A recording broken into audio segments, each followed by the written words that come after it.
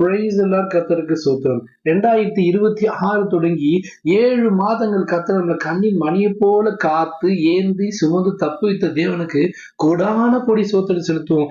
இந்த மாதம் புதிய மாதம் ஆகஸ்ட் மாசம் 8ஆம் தேதி கர்த்தர் நமக்கு கொடுக்கிற வாக்குத்தத்தமான வசனம் என்னவென்றால், கரங்களை ஆசீர்வதிக்கும் கர்த்தர். ஆமீன். நீ கைட்டு செய்யும் எல்லா வேலையும் கர்த்தர் ஆசீர்வாத வசனத்தின் பிரகாரமாக கர்த்தர் நம் கரங்களை ஆசீர்வதிக்கிறாரு.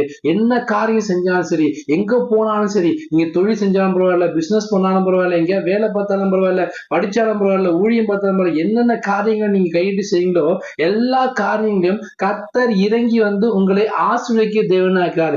இந்த மாதம் கர்த்தர் நம் கரங்களை பலப்படுத்துகிறாருங்க. கரங்கள் அதுக்கு செய்ய வேண்டிய ஒரே விஷயம்னா, நம் கரத்தை விட்டு பட்டயம் பிரியாது இருக்க வேண்டும். அது என்ன பட்டயம்? ஆவியின் பட்டயம், வேத வசனமாகிய பட்டயம். இருபுறம் கருக்குள்ள வேத வசனமாகிய பட்டயத்தை நம் கையை விட்டு பிரியாது இருக்கும்போது கர்த்தர் நம் கரங்களை ஆசீர்வதிக்கிறாரு. அமைக்கி குலுக்கி சரிந்து விடும்படி நன்றாய் அளந்து மடியில் ஆசீர்வதிக்க தேவன் கரங்களை ஆசீர்வதிக்கிறாரு. நீங்க கையிட்டு செய்யுங்க எல்லா காரையும் ஆசீர்வதிப்பாருங்க. அந்த கையின் பிரயாசம் நீ சாப்பிட சொல்லிருக்கா பாத்தீங்களா? நம்முடைய கையின் பிரயாசம் நம்ம வருமானம் ஆண்டவருக்கும் குடும்பத்துக்கு மட்டும் தான் செலவாகணும்.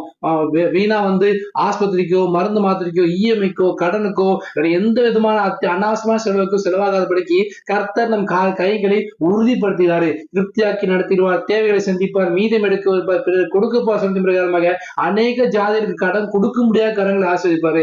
ஏந்தி நின்ற கரங்கள் எல்லாம் கொடுக்கும் கரங்களை ஆசிரியப்பாரு. அபிஷேகம் பண்ணப்பட்ட கரங்களை ஆசிரியப்பாருங்க. நம் கரங்களை உயர்த்தி கர்த்தர் சமூகத்தில் ஆராதிக்க வேண்டும். இந்த மாதம் முழுவதும் முழங்கால் போட்டு கர்த்தர் சமூகத்தில் கரங்களை உயர்த்தி, எனக்கு ஒத்த ஆசிரியர் பர்வதங்களுக்கு நேராக கண்களை ஏடுக்கு வசனத்தின் பிரகாரமாக கரங்களை உயர்த்தி, கர்த்தாவே அடியனை காப்பாற்றும் சொல்லி கர்த்தர்ட்ட சரண்டர் ஆயிட்டீங்கன்னா கர்த்தர் நிச்சயமா உங்களை கைவிட்டு தூக்குவாருங்க. பேதுரு நீச்சல் தெரிஞ்ச ஒரு மனுஷன் தான், மீனவன் தான். ஆனா கடல்ல அமிழ்ந்து போகும்போது ஐயனே என்னை காப்பாற்று சொல்லும் போது குனிந்து தூக்கி மேல தூக்கினார் இல்லையா? அதே போல கர்த்தர் உங்க கரங்களை பிடித்துக் கொள்வாருங்க. நீங்க கரங்களை பிடிச்சிட்டு கர்த்தருடைய கரத்தை பிடிச்சீங்கன்னா அநேக சர்மத்துல என்ன பண்ணுவோம்? கரத்தை விட்டுருவோம். ஆனா கர்த்தர் கரத்துல நம்முடைய கரத்தை கொடுக்கும்போது அவர் பிடிச்சு தூக்குனார்னா கடைசி வரைக்கும் காப்பாத்துவாருங்க.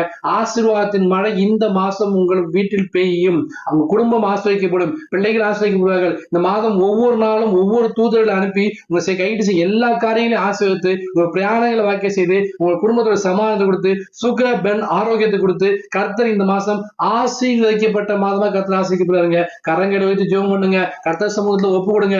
நீங்க அமர்ந்திருந்து நானே தேவன் அறிந்துக்கணும்னு சொல்லிருக்கா இல்லையா? இந்த மாதம் ஜெபிக்கிற மாதமாக, துதிக்கிற மாதமாக, ஆராதிக்கிற மாதமாக, கர்த்தர் சமூகத்துல ஒப்பு கொடுக்கிற மாதமாக மாற்றுங்க. கர்த்தர் இந்த மாதம் நிச்சயமாக ஆசீர்வதிக்கிறாங்க. நீ சொன்னதை செய்யும் கைவிடாத தேவன் இந்த மாசம் முழுவதும் ஒவ்வொரு நாளும் புதிய புதிய கிருபைகளை கொடுத்து ஆசீர்வாதத்தை கொடுத்து ஆசீர்வாதத்தின் மழையை கொடுத்து உங்கள் கரங்களை கர்த்தர் ஆசீர்வதிக்கப்படுறாரு. நீங்க கைட்டு எல்லா காரியங்களும் ஒரு ஆசீர்வாதம், ஒரு சுகம், ஒரு சமாதானம் நிச்சயமா உங்களை சேரும். விசுவாசோடு ஆமென் பெற்றுக் கொள்ளுங்கள். இந்த மாதம் கர்த்தர் கரங்களை ஆசீர்வதிக்க மாதம். ஆமென். God bless you. God bless you. God bless you.